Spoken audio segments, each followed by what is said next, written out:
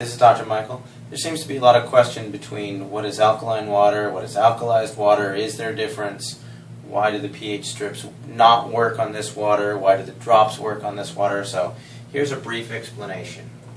The question becomes, what is the difference between alkaline water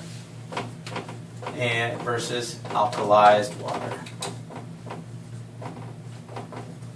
The short answer for this question is this is a chemical change,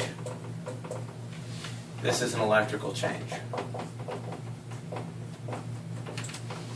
If you were to use your pH strips, like for a pool, and they test the chemicals and the water comes out at, say, 4.5.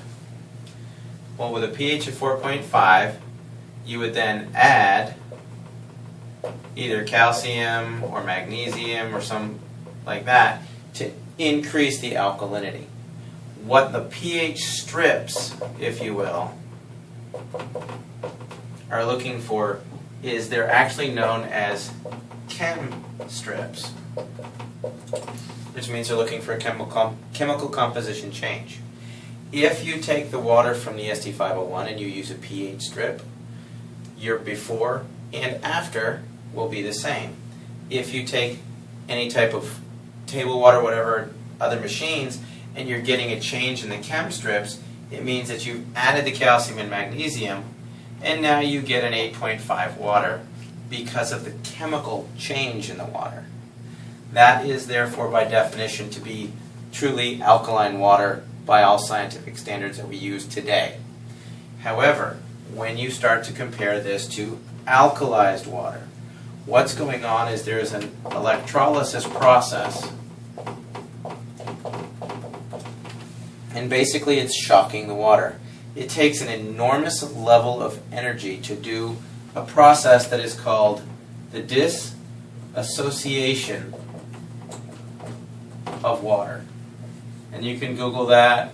Basically, it's the process by which you take water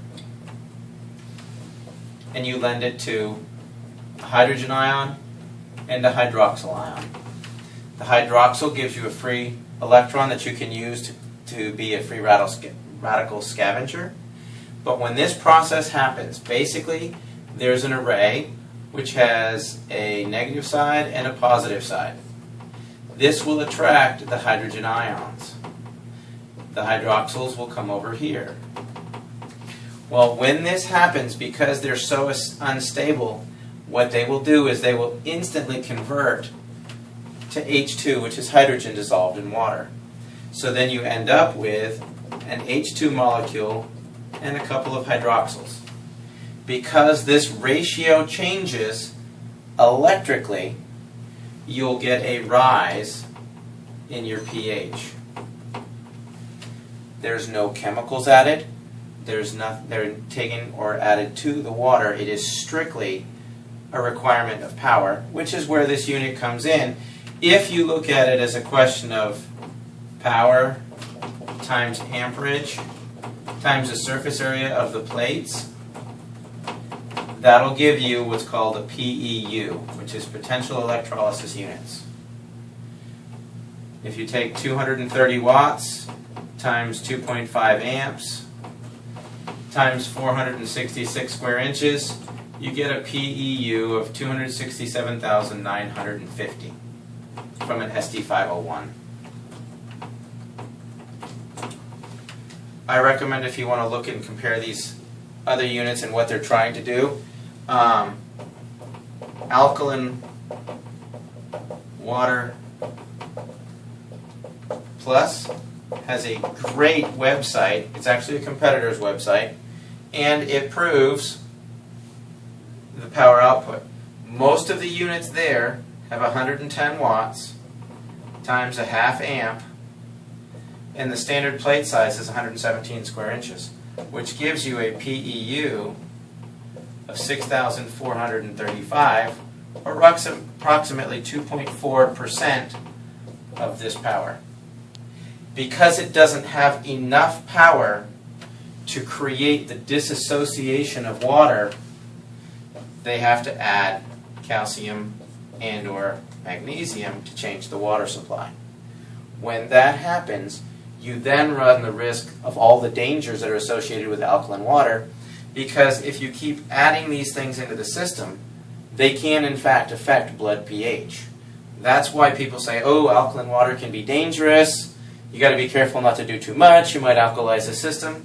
If this builds up in the bloodstream, you will change your blood pH, and that can create a lot of health issues. Alkalized water, on the other hand, doesn't add any chemicals. It's not going to stress, for instance, the stomach when you drink it. The stomach is going to be looking for this to neutralize it. It is not looking for this right here. So as soon as this water is absorbed into the body, the charge is absorbed, your pH becomes essentially neutral.